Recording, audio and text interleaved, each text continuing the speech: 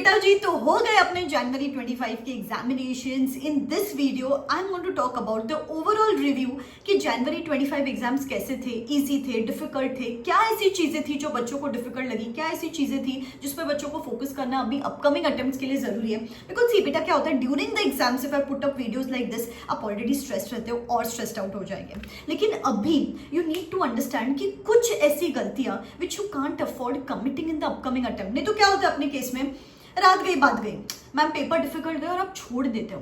क्यों डिफिकल्ट गए, किस चीज का आपको ध्यान रखना चाहिए, ये बहुत इंपॉर्टेंट है। And for the people who are giving the upcoming attempts, आप पहले से ही अवेयर हो जाओगे। बिकॉज ये पढ़ाई हर कोई करता है, लेकिन वो एग्जाम के 3 घंटे में क्या गुफअप हो जाता है ये आपको जानना जरूरी है। आईसीआई के ट्रेंड्स जानना जरूरी है, उस हिसाब से आप आपका अप्रोच प्लान कर सकते हो फॉर द अपकमिंग अटेम्प्ट्स। तो बहुत ही क्रूशियल वीडियो रहेगा ये। एंड ऐसे ही बहुत सारे वीडियोज गाइस, जैसे कि अपकमिंग वीडियो जो रहेगा वो स्टडी प्लान पे रहेगा, time to motivate you, to give you the guidance, to give you the ICI update, summaries, सब कुछ आपको इस चैनल पे मिलता रहेगा। तो चैनल को सब्सक्राइब करके रखना और बेल आइकॉन हिट करके रखना। Now let us begin. सबसे पहला पेपर जो था वो accounts. Now this review is after talking to so many students and after going through the papers myself, what I found was MCQs थोड़े से tricky थे। अकाउंट्स में MCQs generally tricky नहीं आते, लेकिन इस बार you know with ICI expect the unexpected, तो एमसीक्यूज ट्रिकी थे। Nextly question number 1, as always question number 1 difficult था, और इसमें भी स्पेसिफिकली आई थिंक AS19 का एक क्वेश्चन था जो बच्चों का बाउंसर गया थोड़ा सा। हमेशा की ही ये बात है कि क्वेश्चन नंबर 1 डिफिकल्ट ही आता है।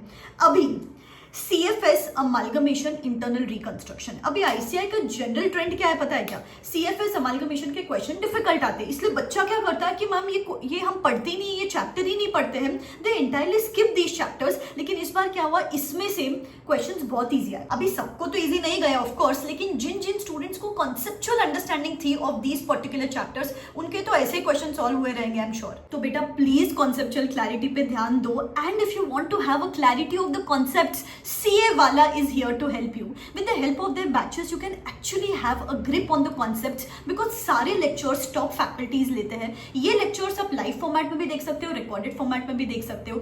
Daily assignments दिए जाते हैं आपको, test लिए जाते हैं आपके, 24/7 doubt solving support on रहता है इनका। And the good news is now up to a limited period उनका Republic Day sale चल रहा है, जहाँ पे up to 65% डिस्काउंट अवेलेबल है on all their batches. Yes, you heard me right, up to 65% discount on all their batches. And if you use this code RS200 then you get additional 200 rupees discount. तो जैसे कि बेटा अगर आप अभी मई में examinations दे रहे हो तो you can go for their fast track batch, लेकिन अगर आप सितंबर में दे रहे हो या नेक्स्ट ईयर दे रहे हो for the first time, you can go for their regular batches. सारे बैचेस के लिंक्स और डिटेल्स मैं नीचे डिस्क्रिप्शन बॉक्स में दे रही हूँ। और अगर आप उनके प्रो बैच के लिए एनरोल करते हो तो यहाँ पे तो आपको बुक्स की हार्ड कॉपीज भी मिलती है, एंड उसके साथ साथ access to all the upcoming batches and test series मिलता है for absolutely free of cost. Also अगर आप CA फाउंडेशन का एग्जामिनेशन दे रहे हो तो आपके लिए भी बहुत सारी बैचेस है, all the details are in the description box below. उसके साथ साथ अगर आप CA फाइनल एग्जामिनेशन दे रहे हो तो CA फाइनल के लिए जल्द बैचेस बिगिन होने वाली है। तो ओवरऑल अमेजिंग रिजल्ट्स प्रोड्यूस किए CA वाला ने over the past few years, and बहुत सारे रैंकर्स प्रोड्यूस किए उन्होंने, आपके लिए भी बहुत यूजफुल रहेगा। डिस्क्रिप्शन बॉक्स में सारी डिटेल्स है, just go and check out everything. All in all अगर मैं बोलूं तो प्लीज बेटा कॉन्सेप्ट्स पे ध्यान दो, प्रैक्टिस पे ध्यान दो। एंड अगर मैं अकाउंट्स के पेपर को ग्रेड करूं तो I would say it was like a moderate level paper, I would say better than compared to the previous attempt. Okay, now the next paper was law. अभी law paper moderate level का था, MCQs भी बहुत easy आए थे, लेकिन एक challenge यहाँ पे था, पेपर लेंदी था। मतलब मैंने भी देखा कि questions पढ़ते पढ़ते इतना टाइम लग गया, फिर to analyze कि what was asked, फिर उसके बाद लिखना, पेपर was lengthy। तो मैं हमेशा बोलती हूँ just because it's a theory paper सिर्फ पढ़ो मत, you also have to do the written practice। जिन्होंने written practice की उनके पेपर्स easy गए होंगे, because क्वेश्चंस ट्रिकी नहीं थे, लेकिन लेंथ थोड़ा सा प्रॉब्लम हो गया। तो जिनको आदत थी ना क्वेश्चन पढ़ने की फिर लिखने की, उनको पेपर इजी गया होगा फॉर श्योर। तो प्रैक्टिस पे ध्यान देना, अपकमिंग अटेम्प्ट के लिए एटलीस्ट रिटन प्रैक्टिस करना क्वेश्चन आंसर्स की लॉ के केस में। Next paper tax, as usual इस पेपर में अपनी बैंड बजी जाती है। मैंने इतनी बार बोला आपको सिर्फ प्रोविजंस मत पढ़ो बेटा, बेस्ड अपॉन दोज प्रोविजंस उनका एप्लीकेशन जानने के लिए किस टाइप के सवाल आते हैं एग्जाम्स में ये जानना जरूरी है, लेकिन अपनी प्रैक्टिस बहुत कमी है। जिन्होंने प्रैक्टिस नहीं की उनको ये पेपर लेंदी भी लगा, डिफिकल्ट भी लगा, स्पेशली DT का पार्ट थोड़ा सा ट्रिकी भी लगा। सी बहुत सारे बच्चों ने मुझे ये भी बोला कि एज कंपेयर टू द सितंबर अटेम्प्ट ये वाला पेपर इजी था, लेकिन स्टिल ये पेपर में मैक्सिमम टाइम अपनी नैया डूबी जाती है। तो MCQs वर कंपैरेटिवली इजी, लेकिन लोगों को DT वाला पार्ट बहुत ज्यादा लेंदी लगा। एंड ट्रिकी भी लगा। जनरली डीटी अपने को डिफिकल्ट भी लगता है। जीएसटी वॉज कंपैरेटिवली इजियर, लेकिन अगर आपने प्रोविजंस के साथ प्रैक्टिस की रहती क्वेश्चंस की तो ये पेपर की डिफिकल्टी लेवल आपको फॉर श्योर कम लगती, बट ऑल इन ऑल थोड़ा सा डिफिकल्ट लेवल का पेपर था। तो ग्रुप 1 में if I rate, tax was difficult, accounts was easy, मतलब जनरली अकाउंट्स लास्ट 2 अटेम्प्ट से बच्चों को डिफिकल्ट जा रहा है, but accounts was easy, law थोड़ा सा लेंथी था। This was the overall analysis of group 1। रही बात ग्रुप 2 की, ऑडिट एज यूजुअल ये पेपर भी अपने को डिफिकल्ट लगता है, डिफिकल्ट था। Even I read the questions difficult थे। केस स्टडीज जैसे कि I think nature objective scope में से इस क्वेश्चन नंबर 1 तो लोगों को समझ में ही नहीं आया। Question number 1 was very tricky, actually it was very tricky. तो हाँ, क्वेश्चंस ट्रिकी थे। I found it lengthy as well. और लेंदी क्यों लगा पता है क्या? बिकॉज लोगों को सोचने में ही टाइम जा रहा था कि यार कि ये क्वेश्चन में लिखूँ क्या। क्वेश्चन नंबर 1 एटलीस्ट पूरा ही बाउंसर चला गया। तो आई थिंक यहाँ पे ऑडिट पे ज्यादा क्वेश्चन आंसर फॉर्मेट में पढ़ाई करने की जरूरत है, थोड़ा सा लैंग्वेज पे ध्यान देने की जरूरत है। एंड ऑल इन ऑल अगर ऑडिट को आप रेगुलर चलाते हो ना तो यहाँ पे कुछ बात बन सकती है, बिकॉज ये पेपर जनरली डिफिकल्ट जाता है बच्चों को। तो एमसीक्यूज भी ट्रिकी आए थे यहाँ पे जितना मुझे बच्चों ने बोला। तो एमसीक्यूज की भी प्रैक्टिस करो, क्वेश्चन आंसर्स फॉर्मेट में चीजें देखो, लैंग्वेज पे ध्यान दो और ऑडिट को रेगुलरली चलाओ, बिकॉज ये बाउंसर पेपर आता है for sure. Next costing was easy.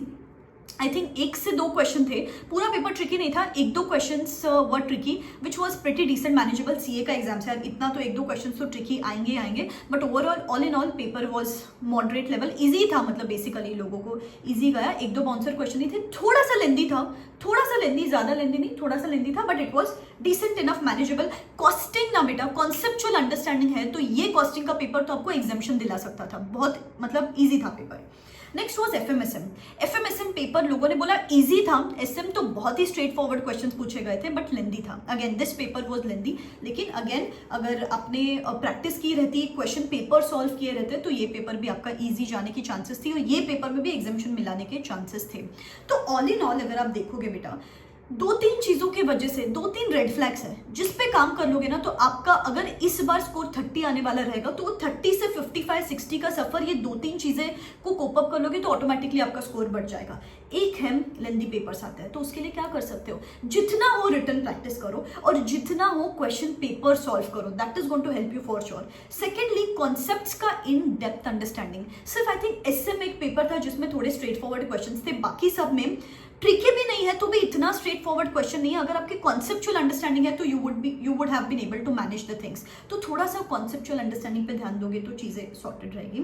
And thirdly MCQs comparatively easier थे यहाँ पे, लेकिन अगर आप थोड़ा सा और एमसीक्यूज की प्रैक्टिस करोगे तो सपोज यार अगर आपको एमसीक्यूज को आज के डेट में 20 मार्क्स मिल रहे हैं तो 27-28 मार्क्स तक उसको लेके जा सकते हो just by practising more. So conceptual understanding, ज्यादा से ज्यादा पेपर प्रैक्टिस करोगे, रिटन प्रैक्टिस करोगे तो भी चीजें सॉल्व हो जाएगी। एंड उसके साथ साथ एमसीक्यूज पे भी ध्यान दोगे।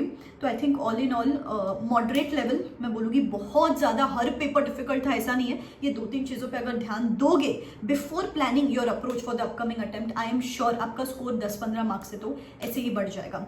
आपने कोई ऐसी गलती की, अगर इसमें से आपको लगता है यार हाँ मैम, अगर मैंने थोड़ा सा रिटर्न प्रैक्टिस की रहती, अगर थोड़ी सी कॉन्सेप्चुअल अंडरस्टैंडिंग रहती, थोड़ा सा मैंने ऑडिट को रोज चलाया रहता, रिटेंशन इशू, जो भी इशू आपने फेस किया in the recent attempt, comment in the comment section below so that even you learn out of your mistakes and other students would also learn out of your mistakes. ठीक है? And yes, बस पढ़ाई करना शुरू कर दो। अगर papers difficult गए होंगे तो 3-4 दिन की रेस्ट कर सकते हो, लेकिन उसके बाद just start at least from the first, because 3 महीने बहुत ज़्यादा नहीं है लेकिन कम भी नहीं है। We can decent enough manageable studies हो जाएगी 3 मंथ्स में। ठीक है? तो पढ़ाई करना शुरू कर दो एंड स्टडी प्लान का वीडियो जल्द चैनल पे आने वाला है। Believe in yourself, this is me signing out. Wish you all the best, bye bye.